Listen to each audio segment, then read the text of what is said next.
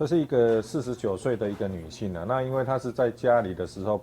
跌倒，然后撞到左边的胸部，那左边的胸部就开始，她就发现到那边有一个肿块蛮大的，那以前都没有发现到，所以她误以为是肿块，她是因为那个撞击了以后产生了一个血肿，所以她就去中医寻求治疗。可是之后的话，她发现她那个肿块一直没消，然后也有红肿的一个情况，然后本来是以为是不是肿块血肿一个血肿，然后有感染的情况，所以到门诊来这边求医。那在来门诊的时候那时候给他扫了一个超音波，那超音波就发现他整个那是一个不规则的一个肿块，然后界限不太清楚，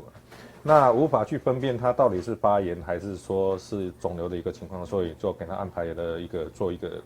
乳房的一个切片，肿块的一个切片这样。可是切片出来的话，证实它是一个恶性的乳房的一个左边乳房的乳癌，然后是第3期的一个状况，因为它整个肿瘤已经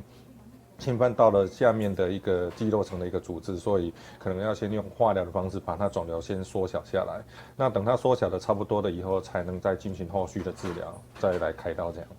那在这边的话是要呼吁民众，女性的一个民众的话，在35岁到40岁，如果说有在洗澡的时候自我检查，那假设有发现到硬块或者是有什么不寻常，那可以到我们的乳房外科门诊，或者是说一般外科的门诊做一下乳房超音波的一个检查。那如果女性在40岁以上的话，目前国健署的话是有让女性的民众在40岁以上2年可以做一次。那个乳房摄影检查这样，那有需要的民众可以到医院来咨询。